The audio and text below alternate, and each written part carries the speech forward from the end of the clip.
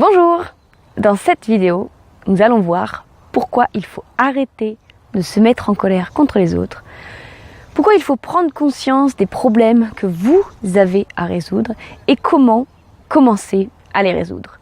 Mais en attendant, je vous propose de vous abonner à ma chaîne YouTube ou à la page Facebook en cliquant sur le petit bouton approprié. Je vous remercie pour ça. Est-ce que ça vous est déjà arrivé de vous mettre en colère ? Je suppose que oui, comme tout le monde. Avez-vous déjà remarqué pourquoi vous vous mettez en colère ? Pourquoi vous réagissez de la sorte ? Avez-vous déjà pris conscience des situations, des personnes, des événements qui vous mettent en colère ? Et pourquoi, dans certaines situations, vous allez vous mettre en colère et pourquoi dans d'autres situations, vous allez prendre la situation calmement, voire avec indifférence, alors que la personne d'à côté, elle va se mettre en colère d'une manière explosive. Qu'est-ce que vous risquez si vous continuez à vous mettre en colère ? Quand vous êtes en colère, votre corps il n'est pas très bien, vous êtes un peu en stress, c'est vraiment pas bon pour la santé. En plus de ça, si vous vous mettez en colère, il y a de fortes chances que vous disiez des choses que vous ne pensez pas vraiment. Donc en termes de relations avec les autres, c'est pas vraiment agréable. Vous pouvez même perdre des amitiés, la famille. Vous pouvez même aussi perdre votre emploi si vous vous mettez en colère au travail. Personne n'aime être à côté de personnes qui sont colériques, qui sont négatives et qui peuvent être explosives à un moment. Donc ça peut aussi entraîner de la solitude. La vérité sur la raison pour laquelle vous vous mettez en colère, c'est assez simple, mais encore une fois, c'est pas facile à entendre.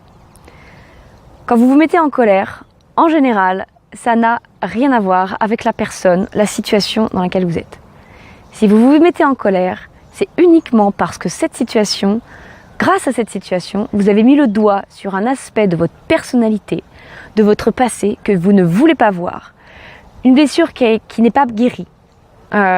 Quelque chose qui est en vous, un problème que vous avez à résoudre et qui n'est pas résolu.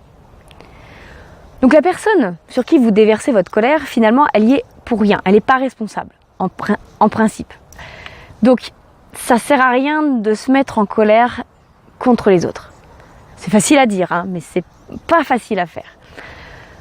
Ce que je vous propose aujourd'hui et pour la semaine ou les semaines à venir, c'est vraiment d'essayer de prendre conscience des situations, des personnes, des événements où vous vous mettez en colère.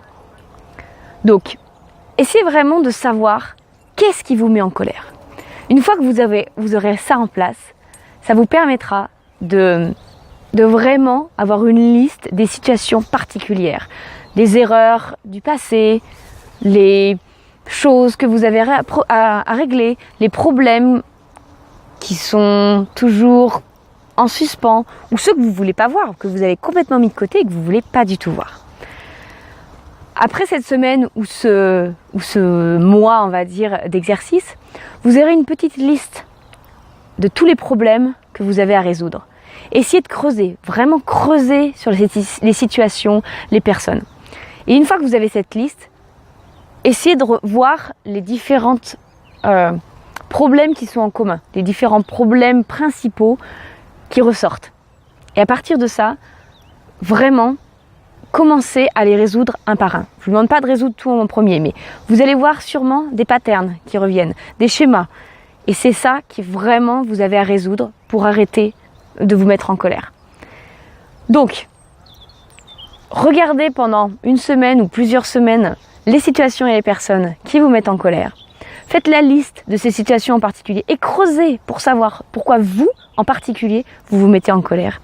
Et ensuite, commencez à les résoudre un par un pour voir si cela évolue au fur et à mesure des prochaines semaines ensuite.